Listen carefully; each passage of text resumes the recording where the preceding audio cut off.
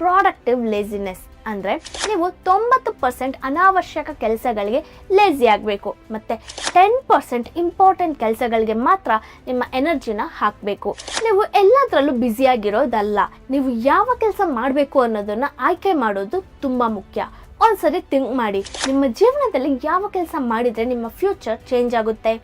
ಅದು ಓದೋದಾಗಿರ್ಬೋದು, ಬಿಸ್ನೆಸ್ ಇರ್ಬೋದು, skill develop ಮಾಡೋದಾಗಿರ್ಬೋದು. ಅದೇ ನಿಮ್ಮ ಒಂದು ಮುಖ್ಯವಾದ ಕೆಲಸ. ಅದನ್ನು ಇಗ್ನೋರ್ ಮಾಡಿ ನೀವು ಬೇರೆ ಎಲ್ಲದರಲ್ಲೂ ಬ್ಯುಸಿ ಆಗಿದ್ದರೆ ಅದು ಸಕ್ಸಸ್ನ ತಂದುಕೊಡಲ್ಲ, ಅದು ಡಿಸ್ಟ್ರಾಕ್ಷನ್. ಇವಾಗ ಪ್ರಾಕ್ಟಿಕಲ್ ಆಗಿ ಹೇಗೆ ಅದನ್ನೆಲ್ಲ ಶುರು ಮಾಡೋದು?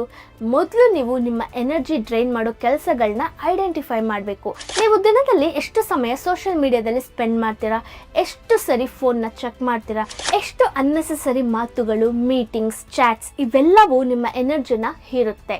ನೀವು ಗಮನಿಸಲ್ಲ, ಆದರೆ ನಿಮ್ಮ ಫೋಕಸ್ ಕಟ್ ಆಗುತ್ತೆ. ಸೊ ಒನ್ಸ್ ಫೋಕಸ್ ಬ್ರೇಕ್ ಆಯಿತು ಅಂದರೆ ಮತ್ತೆ ಡೀಪ್ ವರ್ಕ್ಗೆ ಬರೋಕ್ಕೆ ಟೈಮ್ ಬೇಕಾಗುತ್ತೆ.